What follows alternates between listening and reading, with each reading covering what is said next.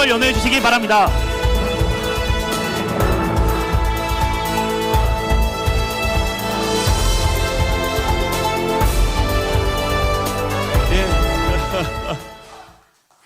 동지 여러분, 이렇게 정말 오늘 이 국회 대회의실을 가득 채워주시고 또 국회 회관의 그 회랑까지 다 채워주셔서 너무 감사합니다. 정말 사실 다들 조마조마하셨죠? 이게 창당이 될지. 맨날 인터넷에서 비하하는 사람들 보면서 이준석과 뜻을 같이 하는 사람들은 드루킹과 같이 조작된 사람들이다, 이런 말을 종편방송 나가서 떠드는 사람도 있었고, 그 사람들 요즘 이제 버전을 바꿔서 이야기합니다. 처음에는 탈당 못할 것이다, 그 다음에는 사람이 안 모일 것이다, 돈이 없을 것이다, 창당 못할 것이다, 컨테이너 놓고 하는 거 아니냐, 다 거쳐가지고 이제는 조금은 부끄러운지 잘 안 될 것이다, 이렇게 얘기합니다. 네. 이제는 우리 여기 한번 모인 분들과 함께 그 선입견을 좀 깨야 되는 게 아닌가 싶은데, 여러분 자신 있으십니까? 네!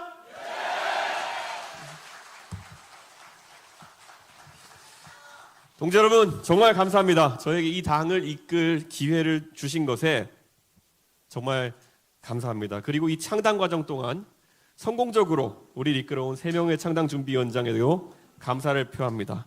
우리 이기인, 허은아, 천하람, 이 세 분이 없었다면 오늘의 개혁신당은 없었을 것입니다.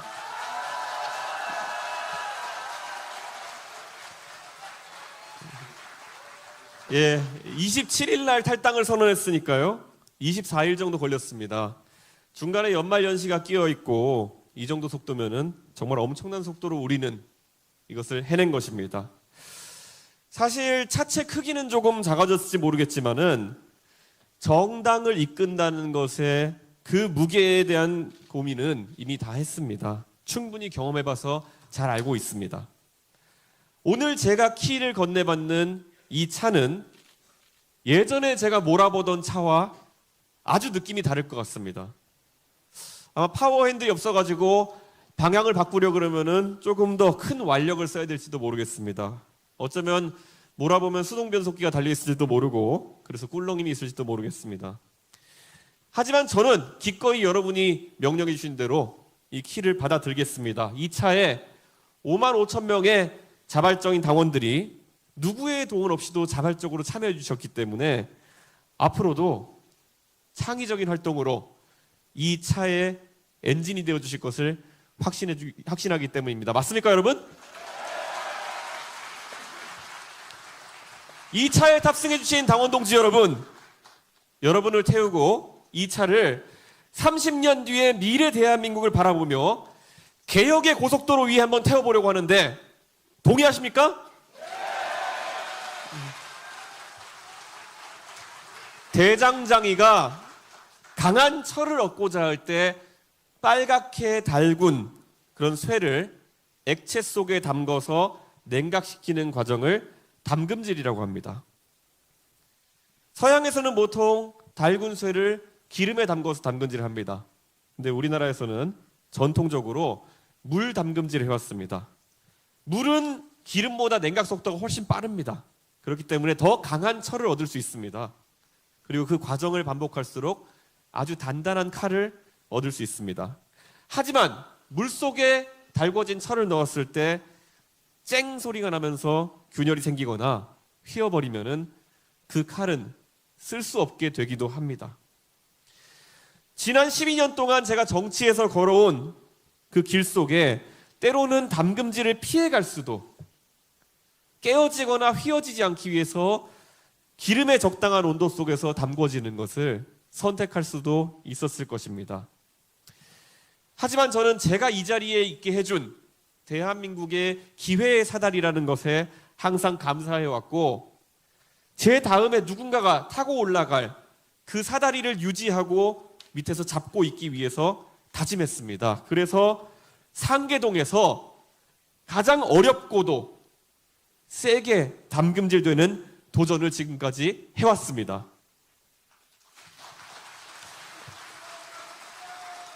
만약 지금까지 담궈진 저에게 더 강한 담금질이 필요하다고 하신다면은 저는 언제든지 불 속으로 뛰어들고 더 인고한 다음에 물 속에 담가지는 과정을 반복하겠습니다.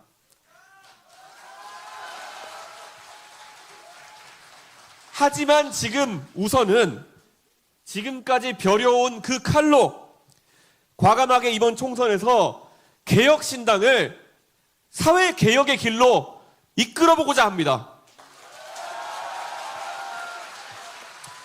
이번에 저희가 쾌도난마의 자세로 개혁의 병목지점을 뚫어내지 못하면 저는 또 도전할 겁니다. 하지만 저는 기다릴 수 있어도 대한민국은 위기의 순간에서 더 기다릴 수가 없습니다. 그래서 여러분과 함께 이 오렌지색 옷을 입은 것입니다.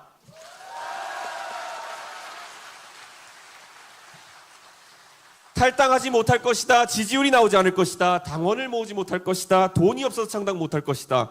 이 모든 것을 극복하고 이 자리에 왔지만은 안타깝게도 본 게임은 이제 시작입니다. 개혁은 바뀌지 않으려는 관성과의 다툼입니다. 그래서 그 관성을 이겨내지 못했던 그 앞에 많은 개혁의 기수들이 지금까지 차례로 쓰러져 갔습니다. 우리가 제시하는 개혁을 통해서 당연하다고 생각했던 것을 잃는 사람들은 맹렬하게 개혁에 반대할 것입니다. 반대로 개혁을 통해서 혜택을 보는 분들은 정작 본인들이 누리게 될 변화가 어떤 것인지 정확하게 알지 못해서 그 길에 동참하는 것을 주저하고 두려워할 수도 있습니다. 지하철 무임승차 제도를 폐지하고 교통 바우처와 할인 제도를 도입하겠다는 제안을 했습니다. 그와 반대 관점에서 대한노인회장께서 하시는 천안에 지하철 타고 가서 소주 한잔하고 돌아오는 행복을 뺏지 말아달라는 그 부탁, 누리던 것을 왜 뺏어가냐는 관성의 측면에서 저는 완벽하게 이해를 합니다. 하지만 이해가 간다고 해서 그런 주장에 굴하고 싶지는 않습니다.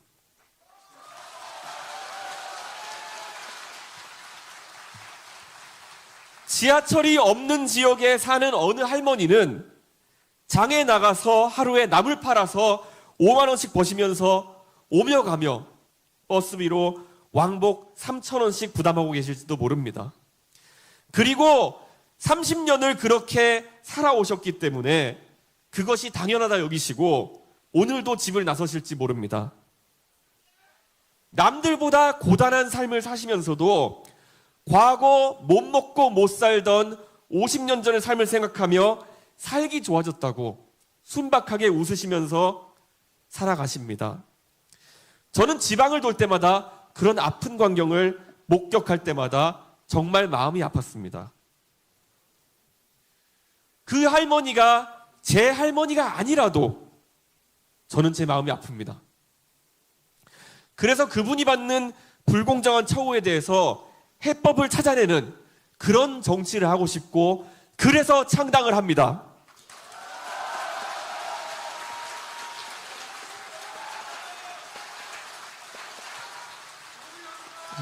대도시권에 역세권에 거주하시지 않아서 지금까지는 혜택이 없었지만 개혁신당의 교통바우처와 할인 정책으로 어쩌면 더 저렴하게 편하게 이동하게 되실 800만 명에 달하는 어르신들의 목소리가 다가오는 총선에서 어쩌면 우리가 생각했던 것보다 크게 들리지 않을 수도 있습니다. 하지만 저희가 추진하는 적극적인 개혁으로 지금까지 그분들이 강요되었고 받아들였던 체념의 관성을 벗어날 수 있게 된다면 그것은 선거 결과와 별도로 측정되는 우리의 성과일 것입니다.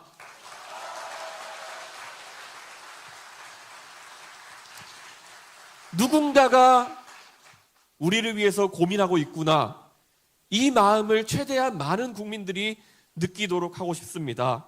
그 상상만으로 대한민국이 조금은 덜 삭막했으면 하는 생각입니다. 만약 1조 2천억 원의 예산이 수반될 교통 바우처 정책으로 교통복지의 불균형 문제를 돌파하지 못한다면 이번 총선에서 그보다 훨씬 크고 복잡한 탈해로 얽혀있는 연금개혁, 국방개혁과 같은 중요한 과제를 완수하는 것은 요원할 것입니다. 앞으로 누군가에게 월 1만 원의 교통카드를 지급하느냐 마느냐의 문제가 아니라 월 수십만 원의 연금을 깎고 그 대신 어떻게 기본적인 생활 수준을 보장할 것이냐라는 난제를 풀어가는 것이 우리의 과제일 수도 있습니다. 사실 우리는 이미 시험장에 들어와 있습니다. 그리고 시험 문제는 이미 출제되어 있습니다. 다만 본인들이 정치하는 동안에만은 이 문제가 터지질 바라지 않는 그런 정치적 자세로 일관해온 정치인들 때문에 어느 누구도 정치권에서 펜을 들어서 이 문제에 대한 정답을 찾아내려가기 위한 용기를 내는 것을 주저했기 때문입니다. 이번 총선에서 우리가 힘주어 개혁을 강조하는 그런 이유는 정치, 사회, 문화 개혁의 기회는 잘 정립된 민주주의 사회에서는 4년마다 또는 5년마다 한 번씩 서는 대목이기 때문입니다.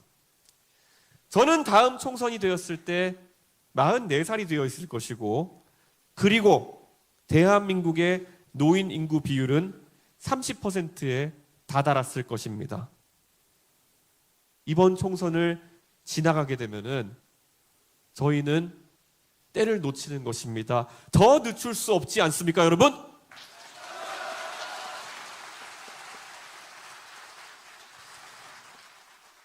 오늘 이 자리에 류호정 의원이 오셨습니다. 오실 줄 알고 있었고 오면은 제안하고 싶었습니다. 류호정 의원과 새로운 선택에서 최근에 여성 징병제에 대한 논의를 꺼내신 것으로 알고 있습니다. 최근 서로 간의 창당 실무가 바빠 정확히 어떤 취지에서 어떤 내용을 발표하셨는지는 제가 다 알지는 못합니다. 그리고 저는 여성 징병제에 대해서는 동의하지 않습니다. 하지만 제가 오늘 이 자리에서 평가하고 싶은 것은 류호정 의원께서 여성 징병제에 대한 물꼬를 트셨기 때문에 저는 더 큰 용기를 가지고 병역제도에 대한 대대적인 개편 방침을 곧 국민들과 공유하려고 합니다. 제가 탈당 선언문에서 밝혔던 것처럼 이 문제 또한 골물대로 골랐기 때문에 최근에 우리가 접했던 참담한 뉴스가 있습니다. 120kg의 고도 비만 체중을 가진 분을 굳이 징집해서 휴전선의 철책선 앞에 세워놓아야 한다는 것이 만약 보수 정당의 전쟁을 불사하겠다는 대통령의 병역 정책이라면은 이것이 잘못되었으면 누군가 지적해야 되는 거 아니겠습니까?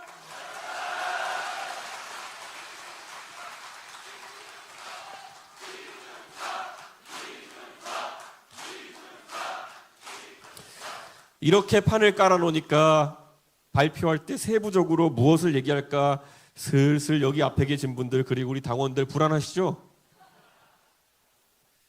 여러분은 지금 조마조마하시지만 저는 마음이 쿵쾅쿵쾅거리고 있습니다. 그리고 그에 못지않게 이제 무엇이 과연 발표될까에 대한 오늘 이후 상대 정당의 두려움과 궁금함은 바로 그들이 지금까지 대한민국의 양대 정당으로서 가졌던 비겁함에 대한 대가입니다, 여러분.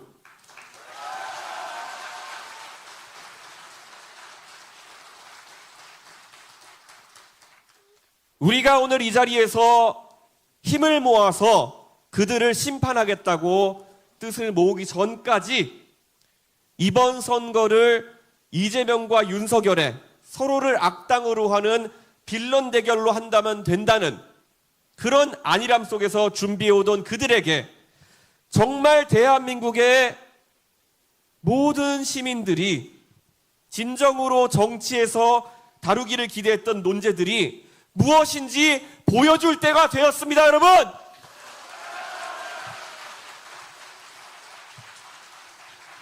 대한민국이 죽느냐 사느냐의 단계에 내몰린 지금 시급한 개혁과제 앞에 서서 매번 혐오니 갈라치기니 싹수론이니 덧붙이면서 인신공격으로 그것을 막아보려고 하는 사람들에게 당당하게 맞설 시간이 왔습니다. 빠르게 우리는 이제 육상 경기에서 달려야 하는데 그들은 지금 경기장에 망건에 갓 쓰고 도포 입고 집신 쓰고 나타났습니다.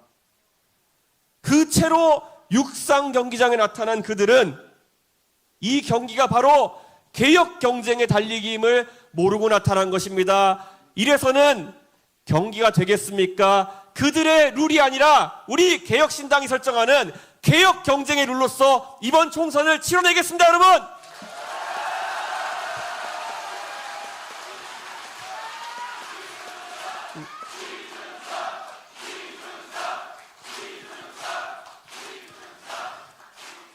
연금 개혁을 하다가 시위대에 둘러싸인 프랑스의 마크롱 대통령과 하르츠 개혁을 주도하다가 17년 동안 정권을 잃었던 슈레더 총리의 기억이 저에게는 참 용기 있는 지도자들로 기억되고 우리는 저것보다 더 나은 개혁을 해야겠다는 그런 다짐으로 다가왔을 때 대한민국의 양대 정당은 우리도 섣불리 개혁하다가 정권을 잃으면 안 되겠다라는 대중영합주의로 자리하게 된 것이 아닌지 저는 궁금합니다.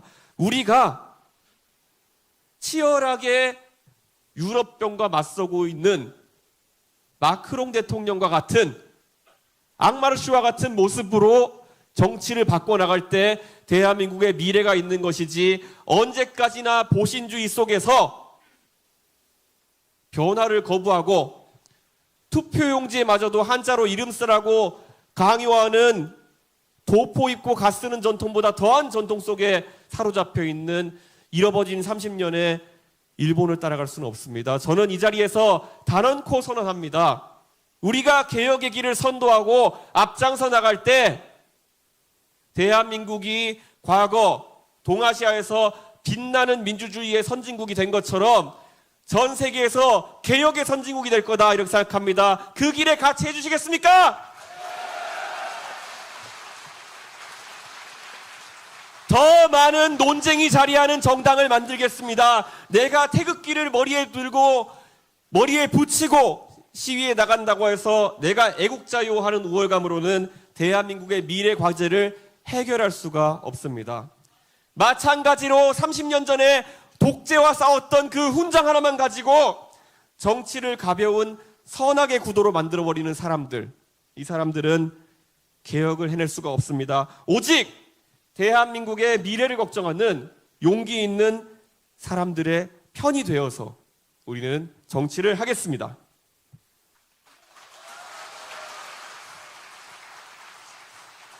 다시 한번 오늘 이 자리에 개혁신당의 시작을 축하해 주시기 위해 오신 내외빈 모두에게 감사의 인사를 올립니다. 특히 우리 존경하는 김종인 위원장님.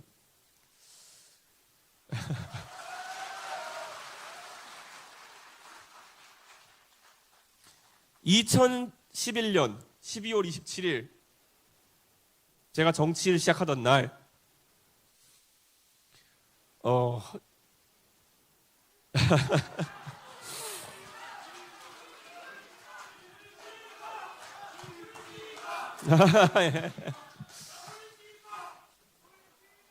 우는 게 아니라 좀 예. 저는 사실 그 날에 들어서는 순간까지 김종인이 누군지 몰랐습니다. 그런데 정말 외람되게도 김종인 위원장이 비대위 회의에서 저같이 27살의 아무것도 아닌 사람에게 그 당시에 제가 비대위에서 아무것도 모르고 내용도 잘 모르고 다만 국민들이 중요하게 생각하는 문제를 다루다가 혼난 적이 있습니다. 정수장학회 문제를 해결하지 않으면 난 박근혜 안 뽑겠다 그랬습니다. 그랬을 때 처음으로 김종인 위원장이 오셔가지고 저한테 정말 잘했어 그러면서 격려해 주셨습니다.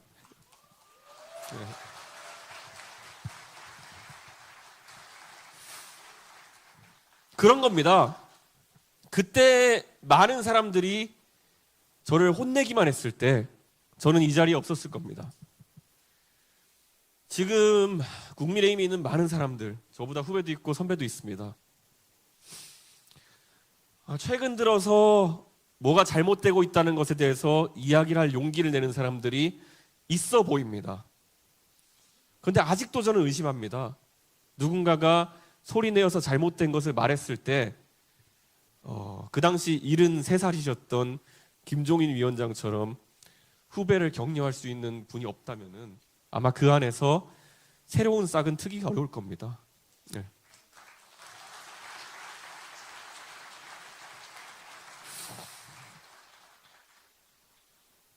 참 많은 추억이 나옵니다. 그 다음 비대위 회의에서 저희가 의결했던 안건 중에 하나가 있었습니다. 바로 그 당시에 한나라당이 잘못되었음을 모두에게 외치면서 온몸으로 저항하다가 도저히 이 당과는 함께 못하겠다, 새로운 시도를 하겠다 하면서 분연히 떨치고 나간 두 분의 국회의원이 있었으니 그게 바로 김성식, 정태근 선배였습니다. 그런데 그날 저희가 의결했던 것이 저분들이 나간 것에 절대 비판하지 않고 저분들이 가는 길을 응원하겠다. 그래서 두 분 지역구에다가 무공천을 하겠다고 의결했던 기억도 납니다. 그런데 돌고 돌아서 정태근 선배가 저와 같은 꿈을 꾸고 같은 길에 함께하게 된 것, 사실 아무도 모르는 일화였겠지만은 오늘 이 자리에서 정말 환영합니다. 정태근 선배.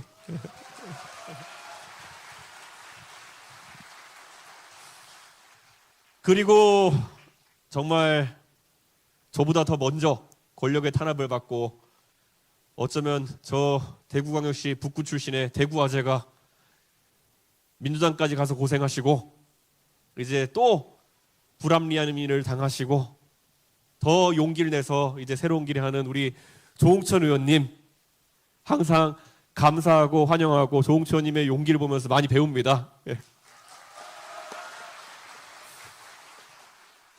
그리고 우리 정말 제가 꿈도 못 꾸던 과학기술에 대한 대화를 4시간 동안 하면서 이게 가능하겠구나라는 걸 꿈꾸게 해주신 저희 어머니와 이름이 같으신 양양자 의원님,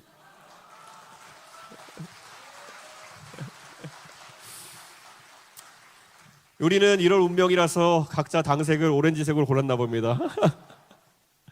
누군가는 제주항공 같다고 하겠지만은 우리의 생각이 비슷했기 때문에, 감각이 비슷했기 때문에 같은 색깔로 모일 수 있었던 것이 아닌가 이런 생각을 합니다.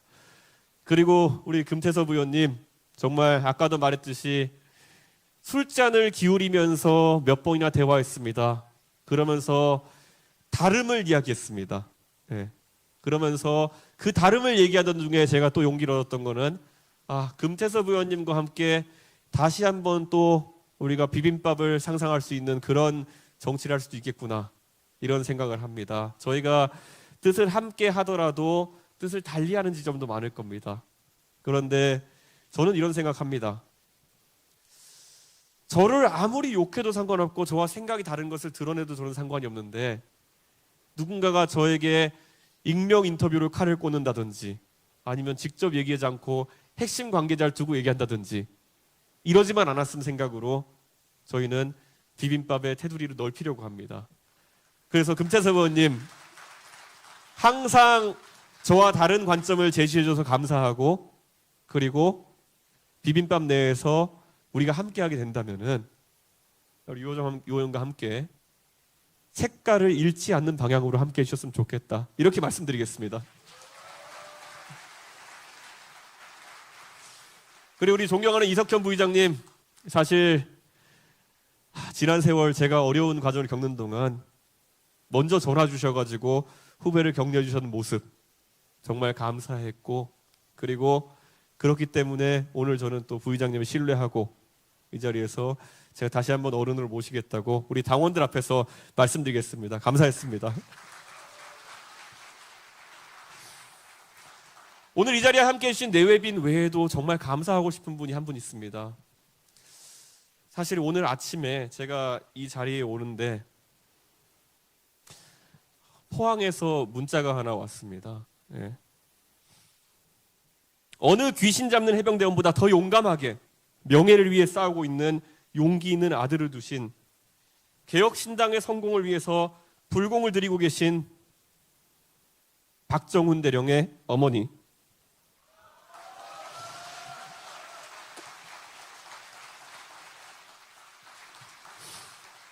김봉순 여사님께 다시 한번 저희도 용기를 잃지 않겠다고 다짐과 감사를 드립니다. 그리고 다시 한번 말씀드리지만은 개혁신당의 당대표로서 말씀드립니다. 5만 5천 명의 개혁신당 당원 여러분, 우리도 용기 있는 사람들이지만은 적어도 우리보다 용기 있게 싸우는 박정훈 대령을 잊지 말아 주십시오.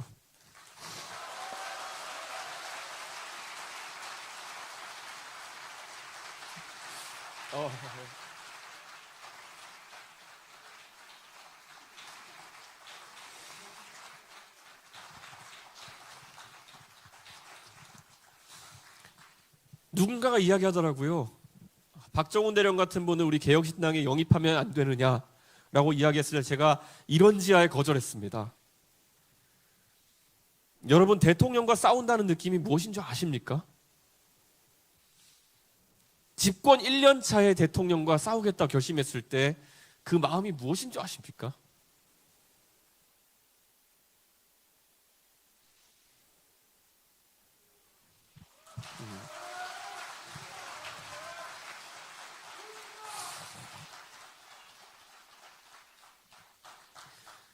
집권 1년 차에 대통령과 싸우기 위해서는 무언가가 필요합니다. 그 회유와 압박과 협박과 멸시를 모두 버텨내고 나에게 와가지고 항상 친하게 지내자고 하던 모든 사람들이 나와 최대한 먼 사람임을 강조하기 위해서 종편방송에 가서 하루하루 떠들어대는 걸 보면서 그 시간을 감내하는 것이 무엇인지 알겠습니까? 저는 압니다. 그렇기 때문에 그 결심이 얼마나 큰 것인지 압니다. 저는 지금 박정훈 대령의 결심이라고 하는 것은 결국 본인이 한 번도 만나보지 못했을 시험관 시술로 태어났다고 하는 그 최상병이라는 사람을 위해서 싸우는 아주 고된 과정일 겁니다. 그래서 저는 사실 그분이 영입한다고 오시지도 않겠지만은 그런 생각은 꿈꾸지도 않았습니다. 우리 개혁신당은 각자의 위치에서 용기 있게 싸우고 있는, 그래서 아무리 검사의 칼이 얼마나 담금질되었는지 모르겠지만은 그 칼만으로는 세상을 다스릴 수 없다는 것을 보여주기 위해 가지고 이렇게 용기 있게 나섰다. 그게 바로 개혁신당 아닙니까, 여러분?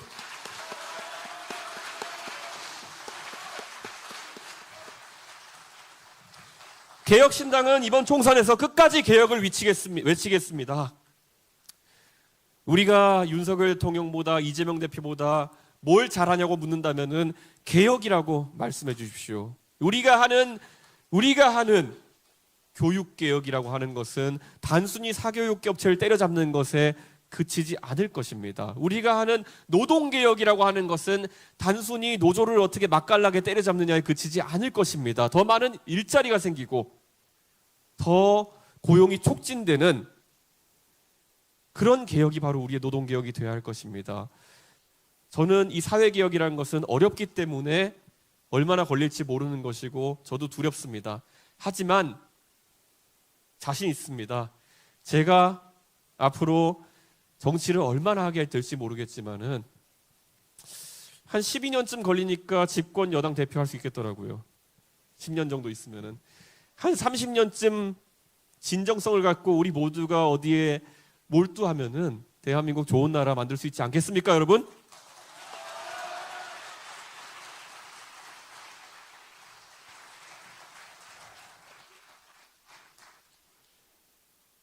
(30년) 뒤에 그때 대한민국의 개혁이 이루어진다면은 김종인 위원장님은 114살이 되십니다. 그 자리에 제가 김종인 위원장을 모시고 개혁의 성과를 축하하는 것도 좋지만은 김종인 위원장께서 90살이 되시기 전에 그 개혁을 완수할 수 있도록 우리가 다 같이 뛸 수 있지 않겠습니까, 여러분?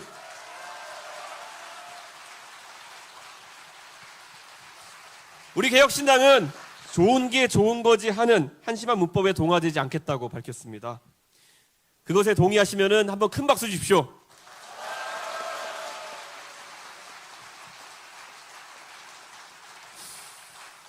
요즘 제가 창당하면서 창당준비위원장을 천하람 위원장과 이기인 위원장, 허은하 위원장한테 맡겨놨더니만은 천하람 위원장 가족들이 절 미워하는 것 같습니다. 천하람 위원장이 창당이 되는 와중에 저한테 한번 툴툴거리면서 이야기하더라고요. 천하람 위원장의 아들이 이제 초등학교 2학년이 되었는데 아버지가 정치하는 것이 무슨 의미인지 조금씩 알아가는 것 같다는 얘기를 했습니다.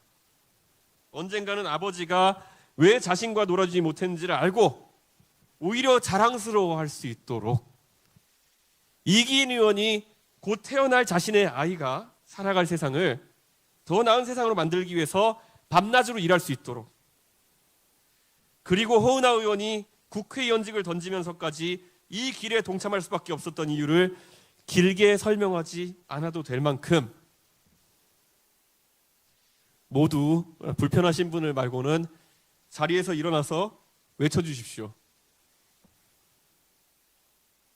모두 일어나 주시겠습니까? 예.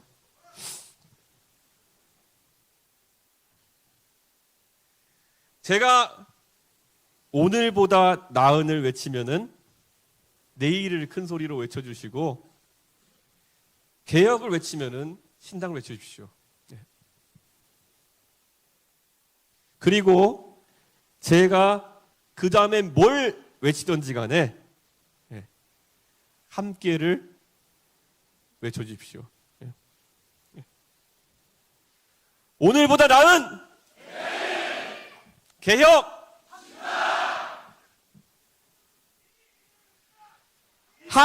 아직 안 끝났어요.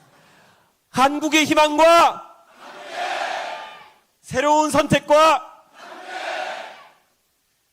미래 대연합과 새로운 미래와 그리고 여기에 계신 우리 모두와 대한민국과 감사합니다. 열심히 해서 이번 총선을 승리로 이끌겠습니다.